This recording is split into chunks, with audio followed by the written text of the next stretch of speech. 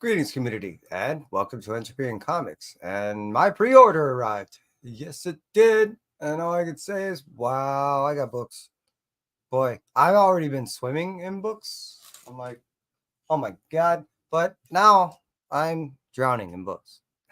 I'm not complaining. I'm just saying I got books to show. I got books to read. I got books to get signed. I got books that got signed. I got books. So with to start off, we're just going to go ahead and stay in my lane and stay with the pre-orders. So let's jump right into it. First thing I want to go ahead and show you is some of the books that I have not only received in the past, like, I don't know, day 2, 5, 9, and 14, but basically in the past 3 weeks. And I want to start off with one of the books in which that I got signed, which is Violator. All right. And this is written by Mark Andrenko. And what he'll be doing is, if I recall, it's a 6-issue mini. He'll have different artists doing each issue to depict a slightly different feel and look to go ahead and give you an understanding that we're moving down in timeline and around in timeline. It's a way of going ahead and give you a different and deeper understanding of Violator. And I find it rather novel. I really like the idea. It's been done with Stillwater and a few other books to where the writer remains the same, but the art changes and it gives you a good different feel behind the actual message, lettering, to the actual story. And I really feel that, especially if an artist knows the writer, it gives you a little dynamic feel to the stories as opposed to a singular dimensional one, which is awfully different for an artist to go ahead and change up his style to depict a different story. If that makes sense. So again, Violator, issue number 1, that just came out this Wednesday. What was that? 9/28/2024. From there, this is a book that I got a couple weeks ago. I love the Teenage Mutant Ninja Turtles. I like the fact that Aaron's taken over. Couldn't help but to get, a ratio variant, and I'm looking forward to jumping into the story on issue number 2. I loved issue number 1. Here's the Mutant Nation. I originally was not going to try to pick this up, but when I saw the last issue and how it was affecting innocence and how it, and again on what the source book and how it breaks down stuff as far as areas and people and mutants after the fact that they've been exposed, so forth, I had to get this book because it does give you an understanding of an area and people that is oftenly overlooked when you're involved in the main storyline. So yeah, I'm looking forward to jumping in that. And that also is a ratio variant. And then I picked up this 1 in 10. The Infinity Watch. This also just came out 9/28. If I recall, that's like the last portion of it. This is a 1 in 5. It's still an election. Had to get that. I got 2 of these 1 in 10s. This is issue number 6 of Feral. Really highly recommend this book if you're in the horror. Not only a little bit of suspense, but you really do get involved and wrapped into the characters. Unfortunately, a lot of these characters are dropping off rather quick and getting taken out rather fast, much like in The Walking Dead. So when you do get a little involved with some of these characters, unfortunately, they rip your heart out as they get ripped apart. So it's a great story. This is Usagi Yojimbo, Teenage Mutant Ninja Turtles. No, not Usagi Yojimbo, Mighty Morphin Power Rangers. The one shot that you never knew you wanted to see. I really love the art on a couple of these covers. That one in particular, and this one too. I'm looking forward to jumping in this one. And then Spirits of Vengeance. Dying to get in this is a 1 in 25. I will be going to San Diego Comic-Con. I've already been speaking to a few people. I'm looking forward to doing some interviews. I am going to go ahead and develop a slightly different interview style for what I'll be doing. One is because I'm such a small channel. Two is because I'm trying to maintain a certain amount of retainership as far as watching. So I already spoke to Cody Ziegler and Sabir. I'm looking forward not only to re-speaking to them at San Diego Comic-Con, but doing these new style of interviews while I'm at these conventions. So I'm looking forward to not only bringing to you a little bit more information, but in a different new way and in a different form of content. Back to the books. What if Donald became Thor? This is I think it's the 1 of 50. I just had to have the version. It's just such a cool looking cover. Hey, so is that. Talk about a version blank. This is the Ultimates issue number 4. Is the 1 in 25.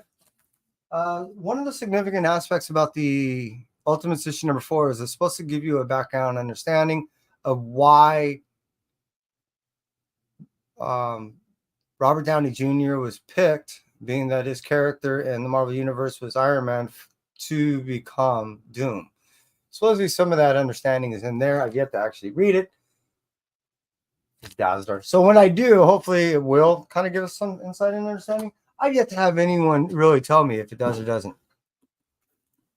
And Spider Boys. Oh, a few of them. Now, as it stands right now, I do have like 5 of these things. And the reason why is this is the first appearance without costume of Spider-Girl. She's depicted as like this little ninja thing. It's to my understanding and belief that she is trained by Bullseye. You do understand when you do, if you've read some of this lore and have a deeper understanding of the training behind Bailey, that Bailey was trained by Daredevil. So as we all know, that there's a deep hatred between Bullseye. So I believe he just trained this girl to go ahead and take out his apprentice, which is Spider-Boy. So I am curious to see what happens in issue number 12, because there we'll get a full appearance of her in her costume along with 13. And then supposedly something happens between 13 and 14. 14 being another big issue. I really liking how Spider-Boy is not only developed as a character, but how he's become more significant into this Marvel universe. I've really been digging that. So let's go ahead and jump into the actual pre-order of my books, which will start off with I Lie Popeye, issue number 1. My only gripe with that is the fact that unless you have kid eyes, you cannot really, it's difficult to read. Outside of that, oh my God, the story is cool. The art's great. Again, it's just the difficulty of trying to read it is because these letterings are like, and you can't expand it. Garfield. My son and I have really been digging this thing. And some of these books I purely bought out of nostalgia. Popeye, Garfield, Gotcha Man. A few of these books were just purely out of nostalgia, and I'm now hooked. So I'm stuck. And Kai's digging it too, as I said. Philadelphia, issue number 35. Now this is the cover B I had to get because of Savage Dragon. But yeah, this story, when it originally started, who knew that where it was going to be where it is, and start bringing in outside Image characters, much like Spawn and Savage Dragon.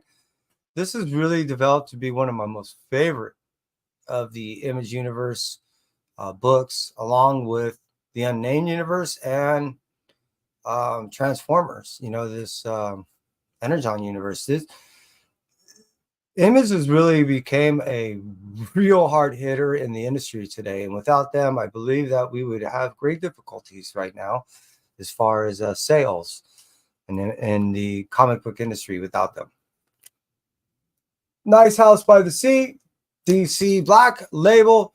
What we get here is we get a little bit of a greater understanding of what's been supposed to transpire in this experiment of being able to find a group of individuals that will then become the successors in some regard to Earth, if there's going to be one left. And what we get is individuals that are trying to prove themselves worthy to be able to be selected without their essentially knowing to be the representers of this new generation of individuals that seemingly I'm getting the impression that this alien race is going around and just doing this to a few civilizations that know that are going to off themselves in some regard. All right. Dawn Runner is a kaiju story that I've just grown to love. It is a Ramvi story that really tells this specific Rim story a little bit differently. And the beauty is it's more centric around the character that's inside this kaiju machine than it is around just the urgency behind saving the planet, which is rather obvious.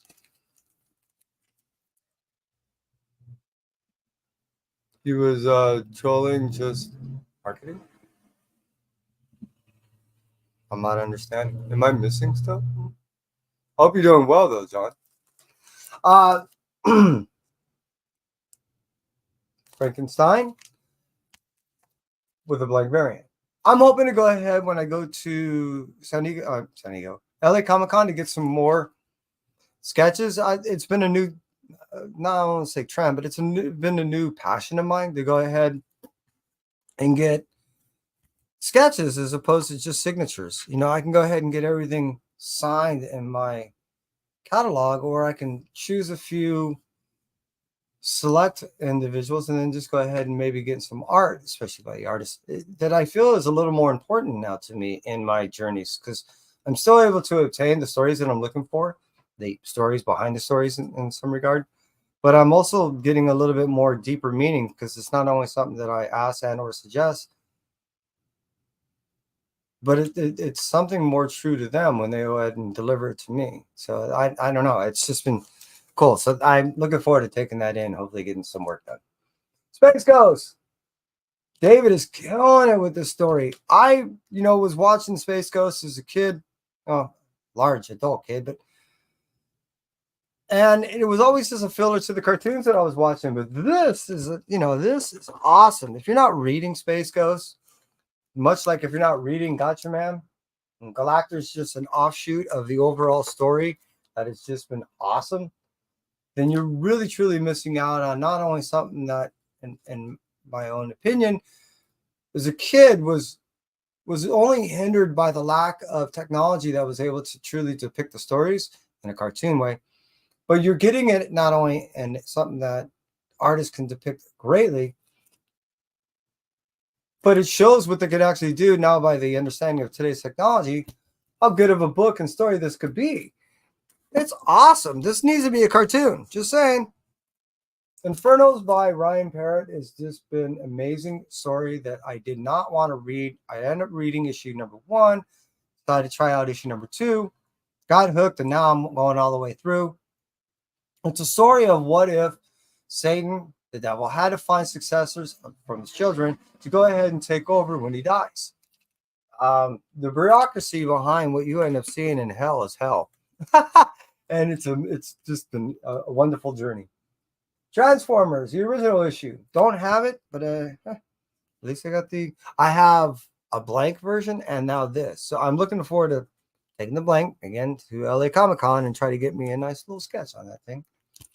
I was talking about this before. The Unnamed Universe, Rook Exodus is probably one of the better of this corner aspect of this universe. I've really been enjoying it. It's another one that I've been trying to, get rid of, but I can't. As it even shows, even on this list right here, there's 74 titles there, along with not including what's over here that I just showed you. So I'm reading a lot and I'm trying to shed, and it's just difficult when they're this good. So Rook Exodus has just been an amazing read. I just got through reading, what was that, issue 3? Not 4. So this is issue 5, just about 3 days ago. And yeah, I'm looking forward to jumping into that, along with Geiger.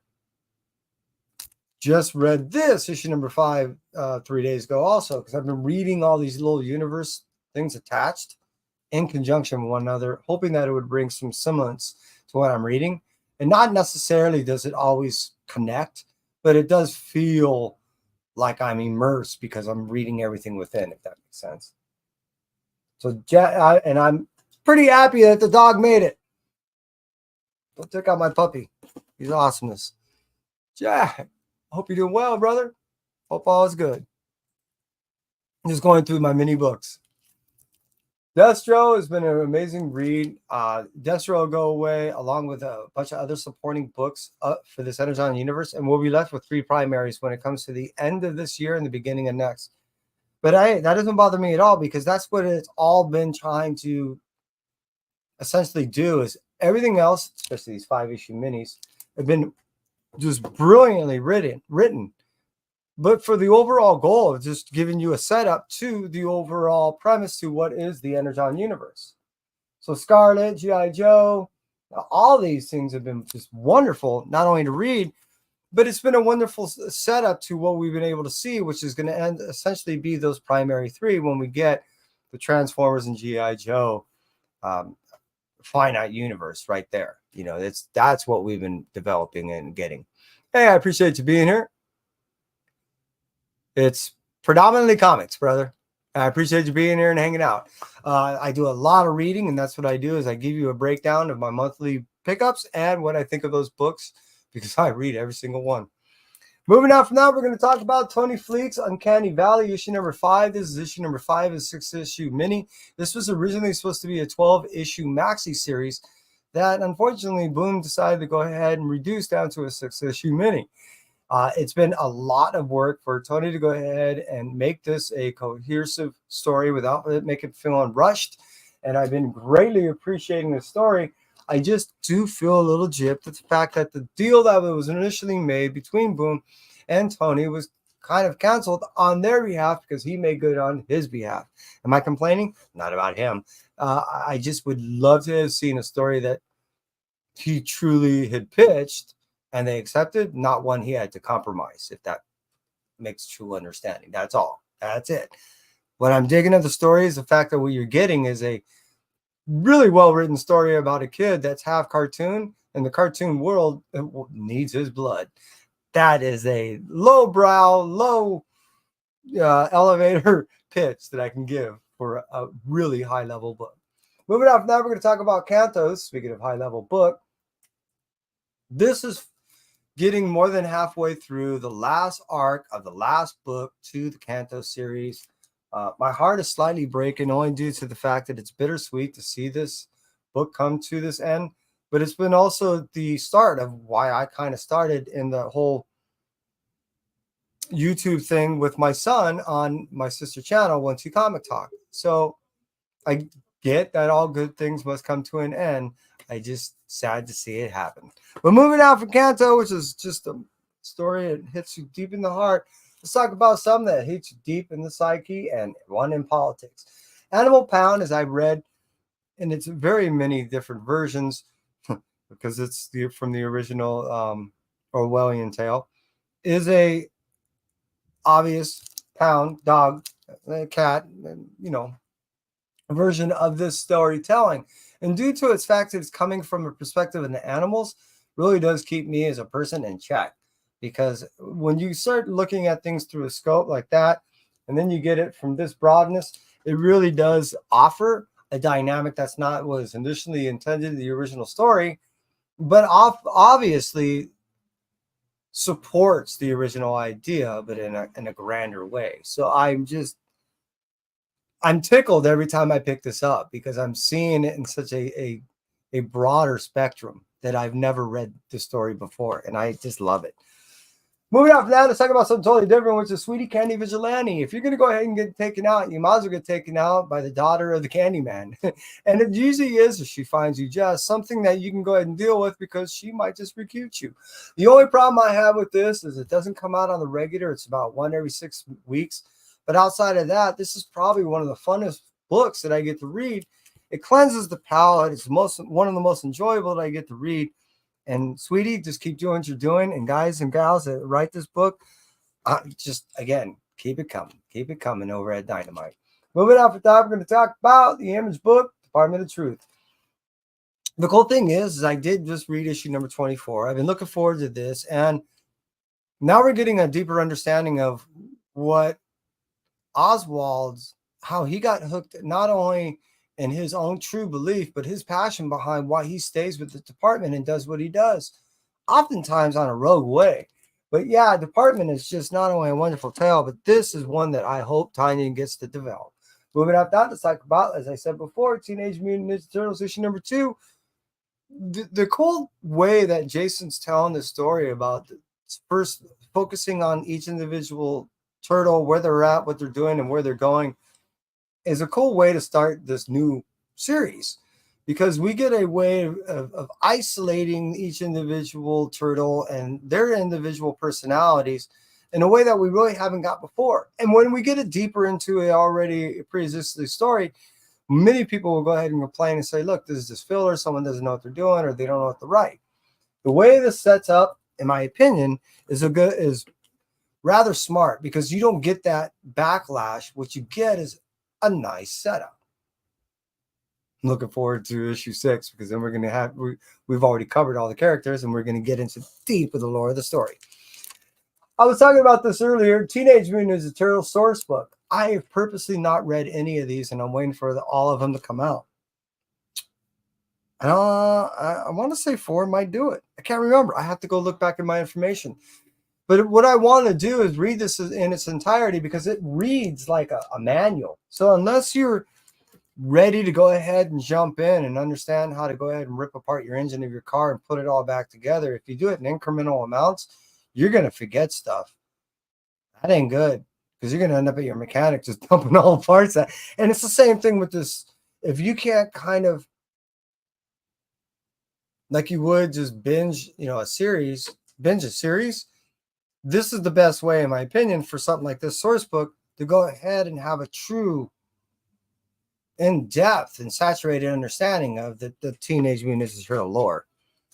Moving out from that one, I'm just talking about Teenage Mutant Ninja Turtles Mutant Nation. This was another one that I was originally going to skip. After reading what ends up happening with that black, white, and green, and seeing one of those rats blow up, and it was just a time bomb to release mutagen, it does give me an appreciation why I end up getting this, because we end up seeing what happens to innocents and individuals before and after of an area of people, and then mutants that have to deal with this.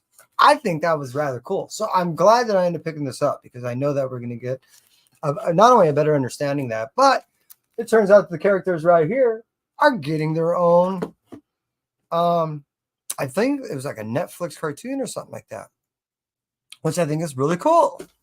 So that worked out. Speaking of which, Teenage Mutant Ninja Turtles Black, White, and Green, issue number 4. Yeah, these are some cool stories, man. It gives you an anthology that allows individuals to be able to play. And as I said, it's somehow interrelated, which I don't think it was supposed to that whole Mutant Nation thing. So it just serendipitously worked out, and it's been an awesome read if you're a Turtle fan. Now, speaking of a fan, I'm a massive Barbaric fan, and if you don't know anything about this character, take Conan and then give him a cursed axe, because he's cursed to wield an axe that does the right thing brutally. It is a bloodthirsty, soul trapped in an axe entity that forces our hero to do some rather nasty barbaric stuff, but all in the name of good to a degree. I'm just saying, who am I to judge? But barbaric, and I'm not that familiar with Death Dealer, only that I know of the Death Dealer lore. So it's cool to see this one shot actually happen, because holy, the blood. All I'm saying is blood. Cult of Lamb. If you play the game, you know it. If you don't, then I highly recommend just the book.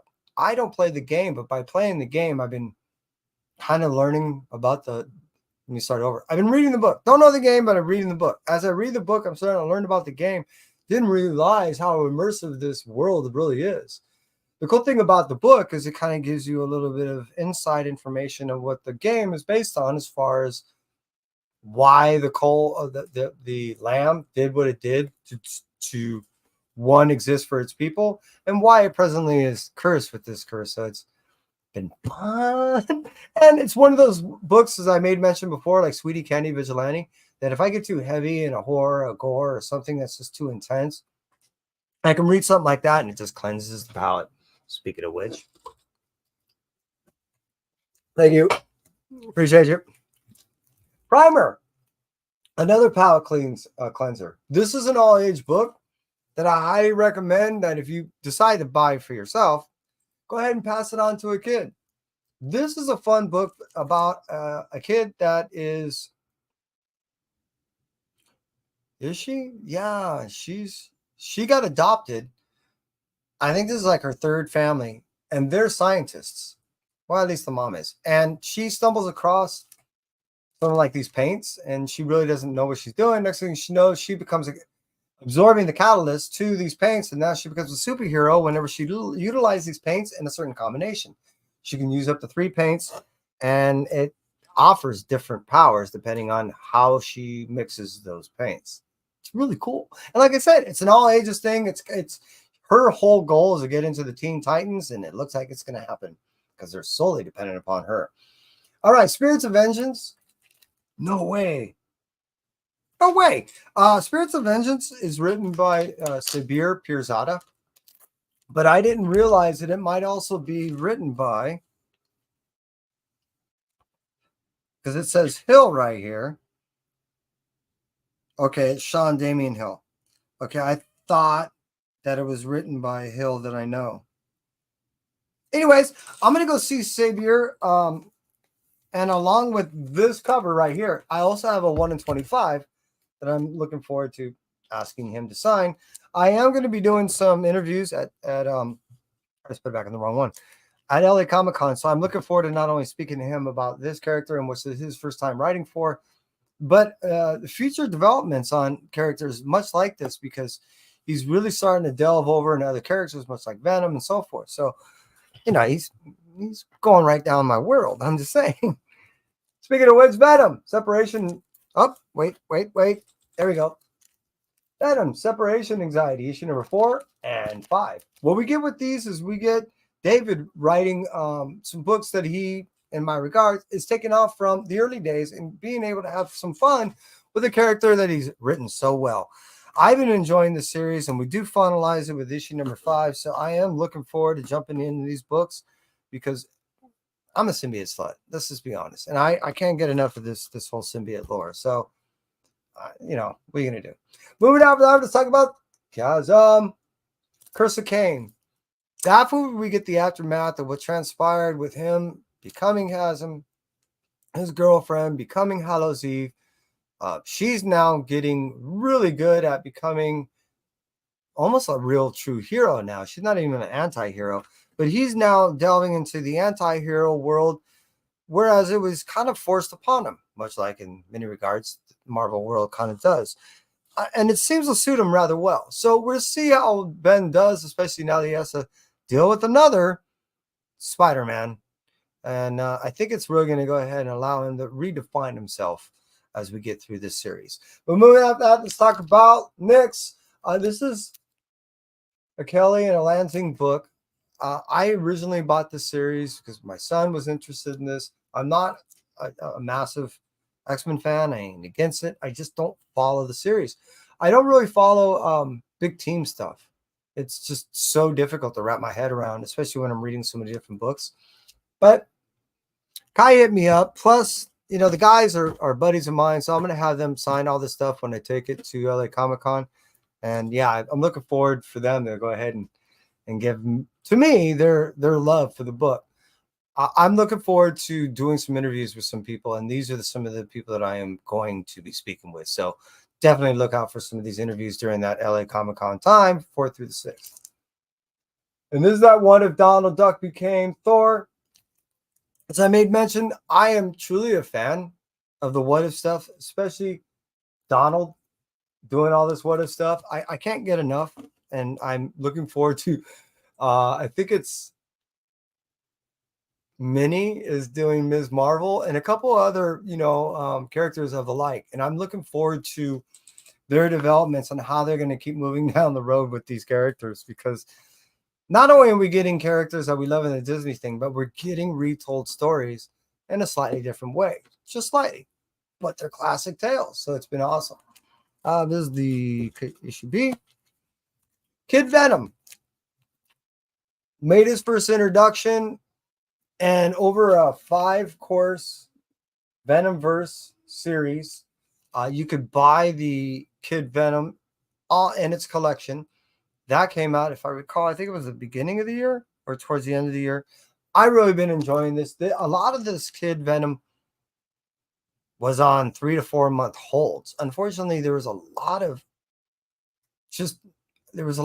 no explanation on why they were holding all these books either. They're just delays on delays on delays. So the fact that we go ahead and we're finally getting these Kid Venom books, which are standalone miniseries, I really enjoyed not only reading these books, but I'm into the lore of this era, and it's depicted in about a 12 to 1400 century timeline in Japan. So it's cool because there's definitely a lot of mixture of folk lore along with some philosophy and history and just cool little creatures and demons and stuff. So it's really neat. And a symbiote that eats symbiotes. I mean, how can you go wrong? Here we go with the Marvel Superheroes Secret Wars. I don't own the original series, though. I did read it as a trade. This is an easier way to go ahead and get all the books in a nice, clean form without paying all that exorbitant amount. So I'm collecting as a floppy because I'm kind of a floppy guy. Oh, God. But that's how I like it. That's what I'm saying. Miles Morales, issue number 24. He's having some great difficulties dealing with the fact that he's been vampiric for a little bit, and he's trying to reel it all in. And now that we go ahead and get, well, look who's back. He's having a hard time keeping it together. Just saying. So I'm looking forward to further development of that. I did get to speak, as I mentioned before, to Cody Ziegler at a signing event, which I'll end up doing a little thing later with this week's signed books. I end up learning that he's not only having a lot of fun, but he has plans for Miles, and he obviously wouldn't tell me.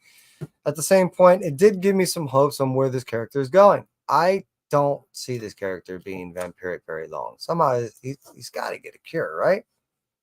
Right? And don't answer that. Cody wouldn't either. So moving on from that, let's talk about Immortal Thor, issue number 15. This is another one of those books that originally I was trying to get rid of, and then I've been enjoying it so much because look where I'm at. I'm just saying, issue number 15. That, I like the way it's been written, it's been drawn. It really gives me a feel of what I used to read, some 30 years ago. And not to say that the storyline is dated or anything. It's just that something that resonates with me that I can feel. So it's just the delivery of everything. It really works for me. And it's hard to lay it down. So I've been getting it every month and I can't help it. I got to shed some books. I'm just saying. Ultimates, issue number 4. This is the one I'm going to read because the other one was a 1 in 25. I can't wait to find out what the hell how's Iron Man supposed to become? Anyways, this one shows it is the maker is Doom, or Doom is the maker. What? Anyways, hopefully we get some explanations by reading that. That's what I'm looking for. That's what everyone keeps telling me. You'll understand when you read that. Okay. All right. Incredible Hulk, issue number 16. Now, this has been a really enjoyable read. It takes me back to what we had, 3 volumes ago? And the fact that we're getting a Hulk that is so kind, compassionate, loving to a character that really has he's not related to this little girl, Charlie, in any way or anything like that we know of. I mean, so we always knew Banner has some form of compassion, but the compassion that we're seeing from Hulk seems to outweigh and override what even Banner's feeling. It's amazing on this journey that what we're seeing is a journey of true, seemingly love that an individual who just met this character is having. And I don't know the significance behind this character and why not just Hulk, but a few others that have been really after this character. So it's just, there has to be an answer that's going to result I'm hoping by the end of 17, because I believe by 18, this little girl comes back to the mortal world, I want to say. Somehow. I've seen stuff, man. Just saying. All right, moving around that. Let's talk about Spider-Gwen, Ghost Spider, issue number 5. This is another one I wasn't trying to buy. I end up buying the issue number 1. I'm like, okay, I'll give 2 a try. All right, 2 was pretty good. How about 3? And I got 3 and 4 together in conjunction. 3, I was like, or was it 4? I don't know. One of them I thought was okay, and the other one kind of got me back. And the next thing I know, I'm already up to like pre-ordering issue number 7. So I just can't stop reading. Blood Hunters. I mentioned how much I'm really digging Hallows Eve. She's actually one of my new favorite characters. Spider-Boy, Hallows Eve. There's a few of these characters that came out in the past few years that I'm really enjoying. And she's definitely one of them.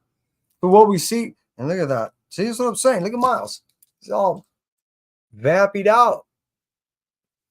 Now we end up seeing, a new dynamic that's really cool. The fact that she can throw on a different mask and have all these different powers, you know what I mean? And it's kind of neat because she keeps whipping out some different masks. Like, wow, look at that. Wow, look at that. It seems unlimited. She almost has a Felix the Cat magic bag that she just keeps pulling out all these cool masks. So I don't know. I can't get enough, and I'm thoroughly enjoying the series. So the fact that Blood Hunters is coming out with issue number 2, and it seems like I think it's going to go on a 3-issue mini, and there might even be something after that. And Bloodstone, if you can't keep her in check, she's just willing to take anybody out that's either a vampire or even a sympathizer to a vampire. So just fun. Amazing Spider-Man issue number 260. I've been picking up all these facsimiles. It's been filling my gaps, and it's a lot easier to pick these things up than fingering through all the other, just quarter stuff and dollar stuff and $5. So some of these books are like 10 to 15 bucks nowadays. So it's a lot easier to just, and I've been digging it. I mean, it's filling in the gaps. Spider Society issue number 2. Speaking of filling in gaps, this has really been able to piece together certain things that has been happening in the past, 4 years when it comes to the Spider-Verse stuff. So we're seeing characters that now make sense and how they're interweaving. I just said interweaving themselves into this web verse and their significance. And the cool thing is it actually pays a little more attention to some of the characters that have been ignored, in my opinion, in the past few years. So yeah, I'm looking forward to when this ends. What does it bring New Year as far as the spiders are concerned? Are we going to, get back down to some finite stories that'll be longer and ongoing?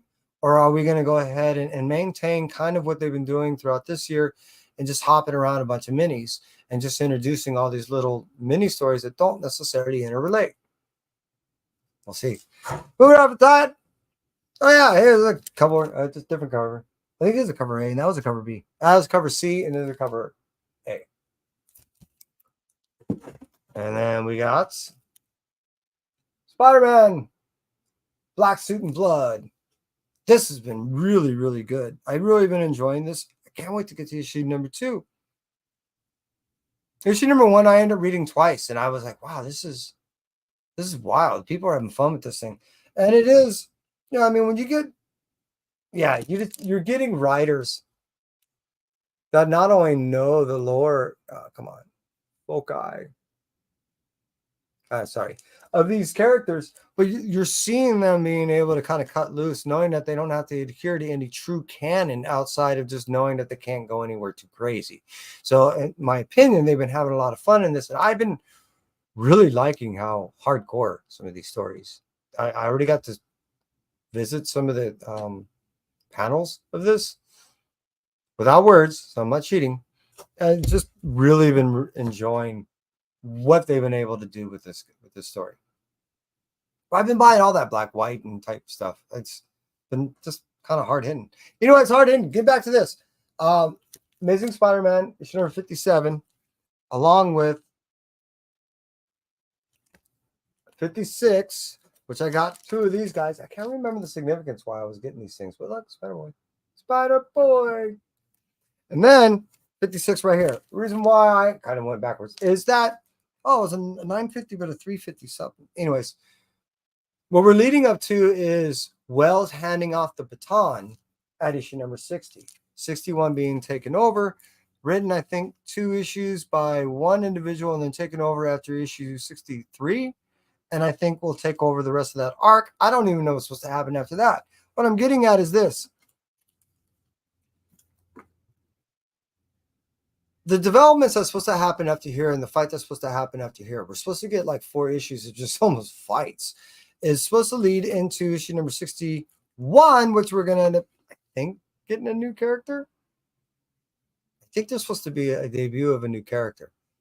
But I did read, and I'll try to get back, and if I can, do a separate video of something really, really significant happening to 61 outside of a new writer. They're going in a new direction. And I just thought it was kind of interesting what little tidbit I was reading, which was so long ago. I can't retain it. Like, you saw what I'm reading. That I just thought it was cool. So I know I ended up pre-ordering kind of heavy on 61. And knowing that it was going in a different direction. And I think there was supposed to be an introduction of a new character. That's why. Just saying. So you're telling me I should pick up issue number 1? I'm telling you that if you are a pre-existing Spider-Man fan and you do want something a little bit heavier than what you're normally reading from your normal Spider stuff, hell yeah, because you're getting more than just one story. You're getting that whole anthology thing. All right, Lethal Protectors. Not only am I a Lethal Protector fan, but we also getting a whole new grouping. And damn, I'm actually a fan. And as I mentioned before, Pirzada is writing a vast amount of books that goes outside of the normal place of what he's written before. He's done Scream, he's done Ms. Marvel, but now that he's expanding significantly beyond that with Ghost Rider and then now Lethal Protectors, which I'm a huge fan of these characters, symbiotes, that I'm so dying to go ahead and just pick his brain, symbiote joke, that for quite some time, just to go ahead and go, hey, look, you've been holding on for a long time. He's been holding out on me and holding on to this stuff for quite some time, that I'm curious what's coming down the pipeline, not only at the end of this, but in the beginning of next year. And I am looking for a little more Iman information. Is he supposed to write something with her at the beginning of the year that I've been hearing rumors? Just saying. And I'm curious. I don't want to say right now. I'm hoping that these two get together on some project outside of comics, that's what I've been hearing. Just saying. Moving off now, let's talk about Venom War Spider-Man issue number 2. What I thought was cool in Venom is the Spider War Venom War. Anyways, issue number 1 of this, Venom was like, hey, isn't that Mary Jane? And Peter's like, yeah, well, yeah, why? It's like, well, what's up with you two? Why? What do you mean Jackpot? Why'd you call her Jackpot? So Peter has to explain himself to Venom, which is funny as hell, about his relationship with Mary Jane. And I'm finding it interesting and funny when I find that Venom is playing psychiatrist to Peter. He didn't even hire him. Venom or Venomous issue number 2. I'd say some of the greatest difficulty of dealing with their symbiote outside of Peter, obviously, is been Black Widow dealing with hers. And she, forced it to go ahead and give itself a name. And I've never heard so many deals being made between a person and a symbiote before. And the relationship is rather unique. So I was never a massive Black Widow fan, never against her. But now that she has a symbiote, Sliver and her are getting along, in my opinion, rather well. Venom War Deadpool. I'm buying everything Venom War related on this thing. I can't get enough. I am so curious of what's supposed to actually happen after this, because what we're getting is a 3-way split between the Venom symbiote, and no one wants each other to really have it, nor do they want it, because all they see is themselves with the symbiote just ruining the universe. But they also see if they don't have it, the other will ruin the universe. So doesn't matter if you're talking Peter, Brock, or Dylan. That is ultimately the dynamic that we're getting in this whole storytelling. So what we end up with is Venom 1 with a whole new individual taking on Venom. I said about 3 months who this individual was. I don't want to ruin it, who it is, even though already there's spoilers out there. I'm just glad that it is the character that it is, because being that they brought this character back some months ago, and how this character ended up removing the Mutant Act, and the fact that people can now do the whole Vigilante Act that's been going on, and all these playing with all the laws that inhibited individuals in the beginning of the year to do their duties. It seems rather poetic that this person now is going to take hold of the Venom symbiote. Moving on from there, let's talk about another Venom War book, Venom War Carnage, issue number 2. Carnage has been nothing but visceral the past 3 years, and it's only been ramping up as it's becoming a god, outside even needing Cletus. So here we are with Cletus and his screwed up thing, Carnage, which is, oh my god. And this character, Cletus, is actually seeming a little bit more rational, which seems sick when you start putting together everything that's been happening in the past few years. And the fact that they're acting independently is just, oh my god. So I not only can't get enough of what's been going on with the Carnage stuff, but the fact that this offers the larger aspect of the dynamic that's what's happening in this Venom War, and that they have to, this is something that they have to contend with, along with knowing that even if they take a hold of the Venom symbiote themselves, they themselves can be thrashed in this universe, offers a dynamic, again, using that word, that is rather, I mean, you're damned if you do and you're damned if you don't. That's been the whole seemingly premise behind not only the war, but everything leading up to it. And even after we get the Carnage stuff, the King of Black stuff, everything that's been happening, like I said, in the past 3 years with Absolute Carnage and all these other summer things been happening, it seems like it's been all not necessarily coming to what we thought it was going to be with the end of the King in Black, but the war that's happening with the Venoms now that no one and everyone wants to be the King in Black. That is what I think everything has been ramping up to. All right, hey, let's talk about some more Venom War stuff. Issue number 2. We end up seeing what happens in issue number 1 and where it's going, and how everyone's, because still people have yet to take sides. Again, you have Black Widow that is actually yet to take a side, and other Venom symbiote style characters that have yet to necessarily take a side, because no one really knows what side to choose. Everyone's being told that they're doing the right thing, but we're not getting a clear understanding what that is. We get these premonitions, and how are we supposed to really know if that's really, you know what I mean? Venom War number 37, ultimate tie-in to this Venom War series. Again, if you're not reading the Venom and then everything there about somewhat attached to it, the Venom is the core of the story, and then the Venom War is the core of the story. Outside of that, I would say Spider-Man, and then you're probably good. But you might be missing a couple aspects to it that might be seen kind of gapish. The beginning of the year is going to change the lore of Venom.